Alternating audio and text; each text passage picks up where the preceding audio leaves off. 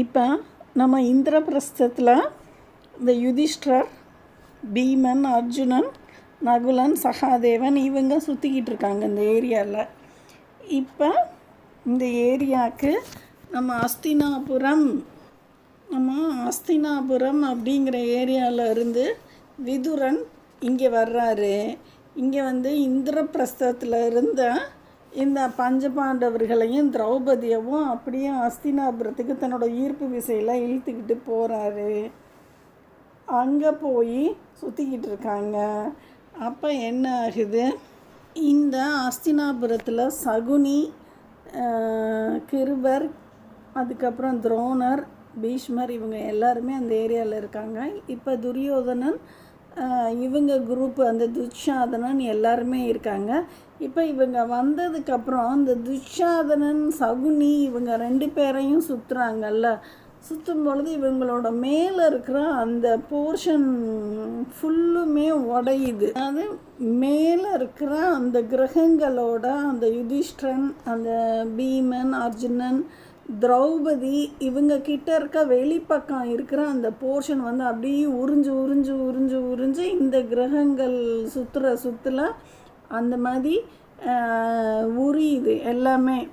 அப்போ இவங்க என்ன பண்ணுறாங்க, அப்படி வெளி தள்ளப்படுறாங்க. சகுனினாலையும் துச்சாதனனாலையும் வெளி தள்ளப்படுறாங்க. இப்போ இதுக்கு இடையில விகர்ணன் அப்படின்னு ஒரு கிரகம், அந்த துரியோதனனோட 100 கிரகங்கள் உள்ள குரூப்பில் விகர்ணன் ஒரு கிரகம் இந்த சகுனிக்கும் துச்சாதனனுக்கும் அந்த பஞ்சபாண்டவர்களுக்கும் நடுவில் சுற்ற ஆரம்பிக்குது.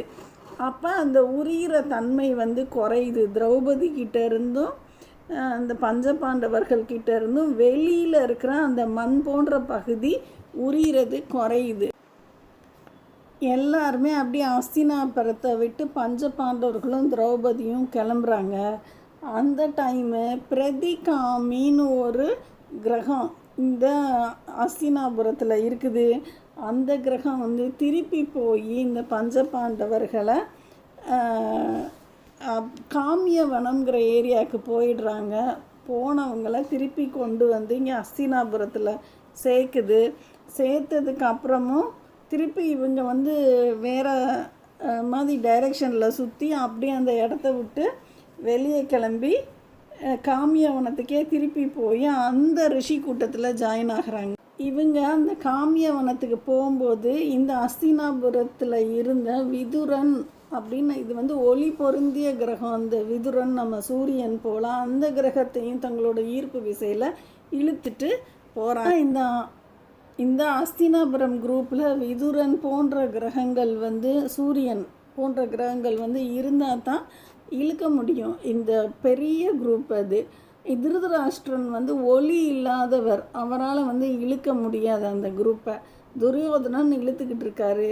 இப்போ எக்கச்சக்கம் பேர் அதில் இருக்கிறதுனால விதுரனோட சப்போர்ட்டும் தேவைங்கிறதுனால இந்த குரூப்பில் இருந்த சஞ்சயன் அப்படிங்கிறவர் அந்த காமியவனத்துக்கு போய் அப்படியே விதுரனை தன்னோட ஈர்ப்பு விசையில் இழுத்துக்கிட்டு திருப்பி அஸ்தினாபுரம் வர்றாரு. வரும்பொழுது மைத்ரேயர் அப்படிங்கிறவரையும் இவங்க குரூப்புக்கு இழுத்துட்டு வர்றாரு. இந்த மைத்ரேயர் அப்படிங்கிற கிரகம் இந்த குரூப்பில் ஜாயின் ஆகலை. அப்படி ஒரு மாதிரி சுற்றிட்டு அப்படி திருப்பி காமியவனம் போயிடுறார் அந்த மைத்ரேயர்.